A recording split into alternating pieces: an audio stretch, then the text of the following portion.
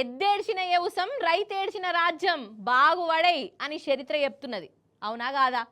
రైతులంటే మన దేశానికి అన్నం పెట్టేటోళ్ళు. వాళ్ళు బాధపడితే నాకైతే ఆ పూట సక్కగా అన్నమే తినబుద్ధి కాదు, నిజం. కానీ ఏడాది సంధి మన తెలంగాణ రైతుల పరిస్థితి ఎట్లున్నదో మీరు చూస్తూనే ఉన్నారు. రైతు బంధు ముచ్చటా లేదు, రుణాలు మాఫీ కాలే, ఇక వాళ్ళ భూములను గుంజుకొని కంపెనీలకు ఇచ్చే ఉపాయం కూడా నడుస్తుంది. ఇదేంది అని అడిగితే జైల్లో కూడా వేసిర్రు. ఆఖరికి ఇగో వాళ్ళ చేతులకు బేడీ లేచి తిప్పుతున్నారు. అగ చూడండి కావాలంటే. అగో మన రేవంత్ సారు వారి ఏలువడిలా గొప్ప గొప్ప ఘనకార్యాలు చేస్తున్న మా గొప్ప పోలీసులు చేసిన ఇంకో ఘనకార్యం ఇది. బేడీ లేచి మరీ దవాఖానకు పట్టుకపోతాన్రు. ఇట్లా బేడీలతోని ఉన్నాయినే ఏ ఉగ్రవాదో మర్డర్లు చేసినోడో మంది కొంపలు ముంచినోడో కాదు, మా భూములు గుంజుకోవద్దు అని రోడ్డు మీదకి వచ్చి ఆందోళన చేసి అరెస్ట్ అయిన లగచర్ల రైతు. అందున గుండె నొప్పి పేషెంటు, పేరు ఈరియా నాయక్. మీరిన్నది నిజమే. గుండెపోటు వచ్చిన మనిషిని, అందున అన్నం పెట్టే రైతును ఇట్లా బేడీ లేచి మరీ దొలకపోయిర్రు పోలీసులు. లగచర్ల రైతులను అరెస్ట్ చేసి సంగారెడ్డి జైలు వేసిర్రు కదా. ఈ జైల్లోనే ఈ ర్యానాయక్కు గుండెపోటు వచ్చిందల్లా. ఒకసారి కాదు 2 మాటలు వచ్చిందట. మరి ఇంట్లోళ్లకు మతలబ్ పంపాలే కదా, అట్లా చెయ్యలే. పోలీసులే సంగారెడ్డి దవాఖానకు ఇగో ఇట్లా బేడీ లేచి పట్టుకుపోయిండు. గుండె నొప్పి వచ్చిన మనిషి ఎటన్నా వారిపోతున్నాడు అనుకున్నాడా, లేకుంటే ఎవరినైనా మర్డర్ చేస్తారనుకున్నారా వీళ్ళు?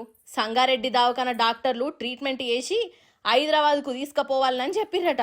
నిమ్సుకు దోలుకొచ్చిర్రు.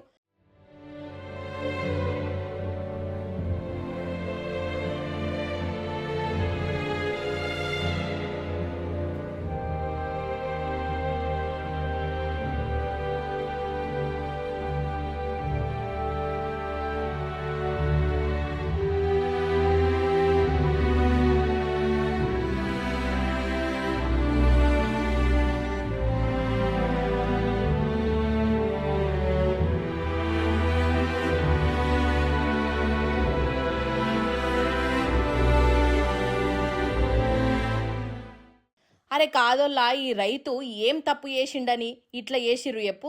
ఇట్లా బేడీ లేచి దవాఖానకు పట్టుకపోవుడేంది, పేషెంట్ను అంబులెన్స్లో పట్టుకపోవాలి గాని గొలుసులతోని గుంజుకపోవుడేంది? నిజం చెప్తున్నా, నాకైతే మస్తు కోపం వస్తాంది, బాధ అనిపిస్తున్నది, కండ్ల పొంట నీళ్ళు వస్తున్నాయి. అరే లేకుంటేంది, అరే ఫార్మాసిటీకి భూములియ్యా అని అనుడే ఈ రైతులు చేసిన తప్ప? రైతులను చూసే తరీకా గిదేనా? ప్రజాపాలన అంటే గొలుసులతోని గట్టి రైతులను గుంజుకపోవడేనా రేవంత్ సారు? ఆయన భూదాహం గిరిజన రైతుల ప్రాణాల మీదకి తీసుకొచ్చింది.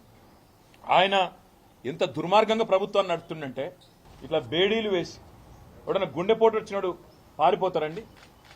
గుండెపోటు వచ్చిన వాళ్ళు వెంటనే జైలు నుంచి దుంకి పారిపోతారా? ఇంత అన్యాయమా? జైలు నుంచి గుండెపోటు వచ్చిందని చెప్తే బేడీలు వేసి ఇంత అన్యాయంగా, ఇంత అమానవీయంగా, ఇంత సంస్కారహీనంగా, ఇంత చండాలమైన ప్రవర్తన ఈ ప్రభుత్వాన్ని ఉంది. ముఖ్యమంత్రి ఆయనేమో జైపూర్లో విందులు వినోదాలు చేసుకుంటూ జల్సాలు చేస్తున్నాడు. ఇక్కడేమో కేవలం తమ భూమి ప్రభుత్వం డిమాండ్ చేసిన విధంగా మేము ఇయ్యము అని చెప్పిన పాపానికి గిరిజన రైతులు జైళ్లలో ఉన్నారు, ఈ రకంగా చచ్చిపోయే పరిస్థితిలో ఉన్నారు.